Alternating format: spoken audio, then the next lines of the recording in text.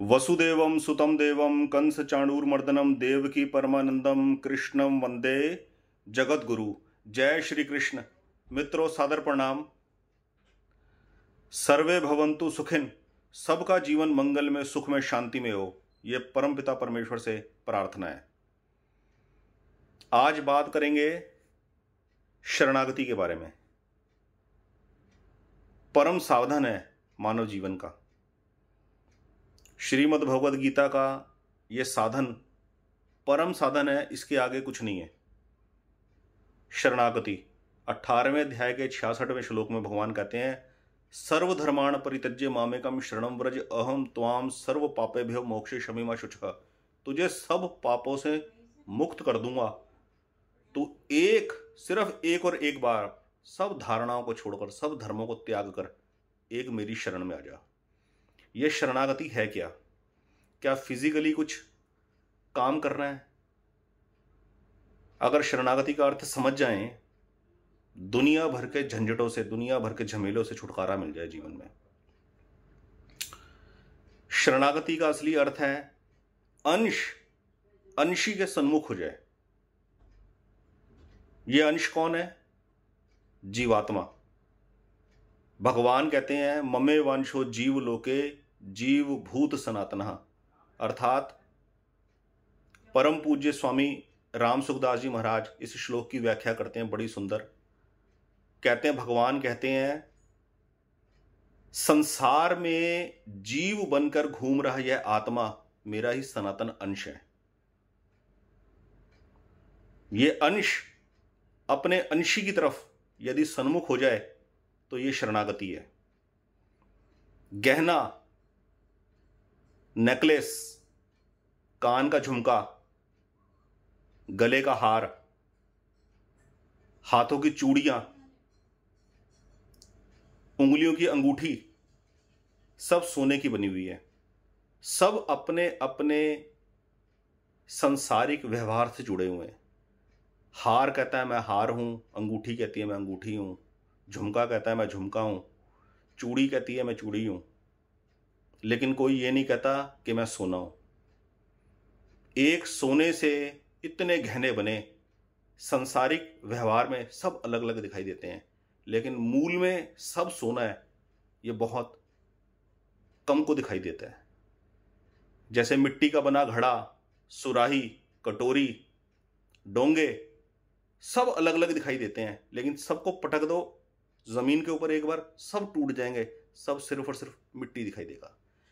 इसी प्रकार संसार में जीव बनकर घूम रहा ये आत्मा, अंश अपने अंशी परमात्मा के सन्मुख हो जाए, उसके चिंतन में जुड़ जाए, उसकी तरफ अपना टारगेट साध ले, तो ये है शरणागति। ये है संसार के झमेलों से छुटकारा। संसार के झमेलों से छुटकारे का अर्थ ये नहीं है कि जीवन निर्वाह के लिए नौकरी व्यापार नहीं करना, या कोई बिजनेस डील नहीं करनी, या अपने अपग्रेडेशन के लिए प्रयास नहीं करना। सब कुछ करना है, सब कुछ, लेकिन अंदर से टारगेट सदा अंश की तरफ केंद्रित रखना है। भगवान की दो प्रकृतियां दोस्तों। एक प्रकृति है चेतन और एक प्रकृति है जड़। चेतन प्रकृति सदा अपरिवर्तनशील है, कभी उसका परिवर्तन नहीं होता, सदा तरोताजी रहती है,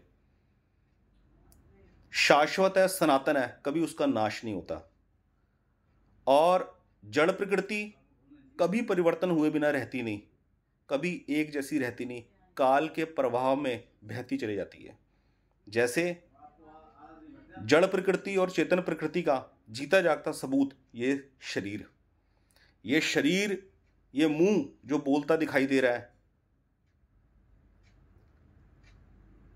आंखों से दिखता दिखाई दे रहा है, कानों से सुनता सुनाई दे रहा है, लेकिन मूल में किसकी सत्ता से?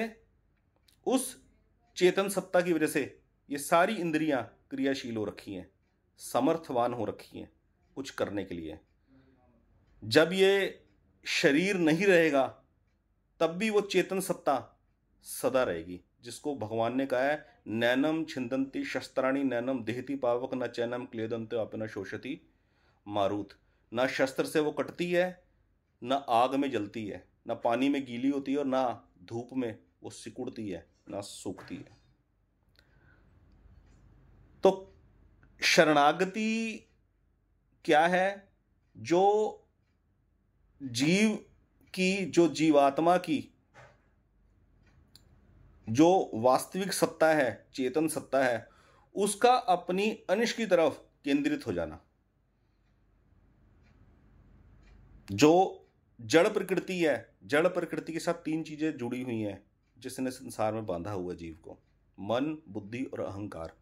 ये मन, बुद्धि, अहंकार तीनों ही जड़ हैं। ये अभी है, थोड़ी देर बाद नहीं होंगे। पूरा दिन भर किसी भी इच्छा का, किसी भी चाह का चिंतन करते रहो, रात को जब सोओगे और सुषुप्ति में जाएंगे तो मन, बुद्धि, अहंकार सब लीन हो जाएंगे, सब विलीन हो जाएंगे। कुछ पता नहीं लगेगा कहाँ गया जो टारगेट बनाया था। लेकिन जैसी जागृत अवस्था में आएंगे, शरीर जैसी जागृत अवस्था में आएगा, फिर स्मृति आ जाएगी उसी चीज़ की कि कल मैं क्या सोच रहा था। फिर उसके अंदर मॉडिफिकेशन होना शुरू हो जाएगा, फिर उसके अंदर कुछ एड ऑन होना शुरू हो जाएगा।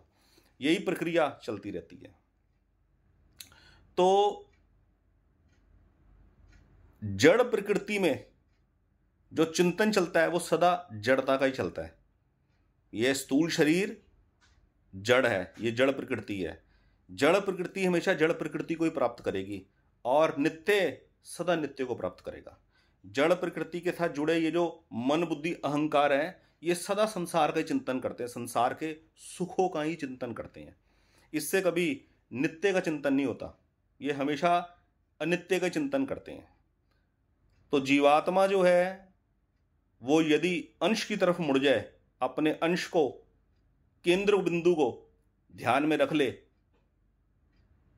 और उस केंद्र बिंदु के साथ जुड़कर अपना संसारिक व्यवहार करते रहे, तो ये है शरणागत होना। ये साधन चलता है 24 आवर, ये साधन करने की आवश्यकता है 24। ये शरणागति ये नहीं है कि एक बार किसी मंदिर में गए, वहां जाके भगवान के आगे कुछ बोल दिया और शरणागति हो गई। वो तो औपचारिकता है, वो तो रोज ही करो, रोज ही मंदिर जाके ये कार्य तो हम कर ही सकते हैं। लेकिन हर कार्य करते हुए, हर जिम्मेवारी को निभाते हुए जो अंतर आत्मा है वो अंश की तरफ केंद्रित रहे, हर अनुकूलता में, हर प्रतिकूलता में। ये है शरणागति।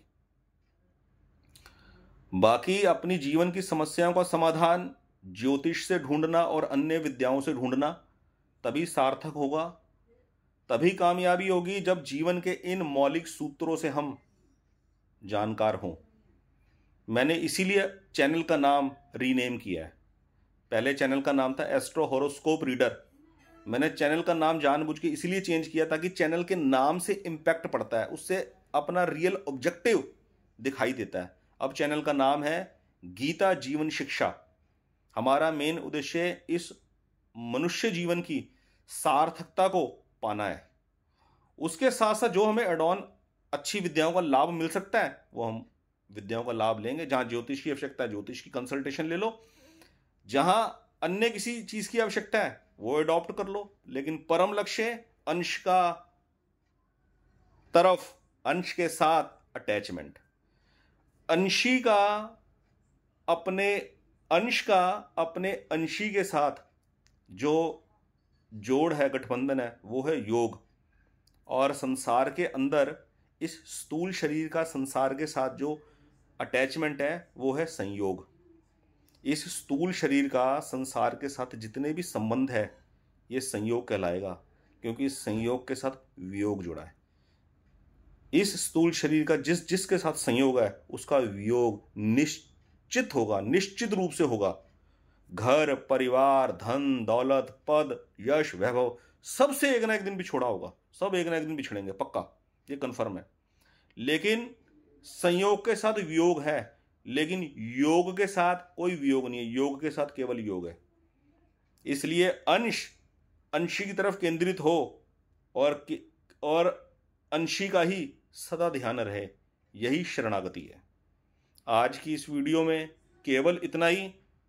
फिर अगली वीडियो एक अच्छे टॉपिक के साथ लेकर आएंगे।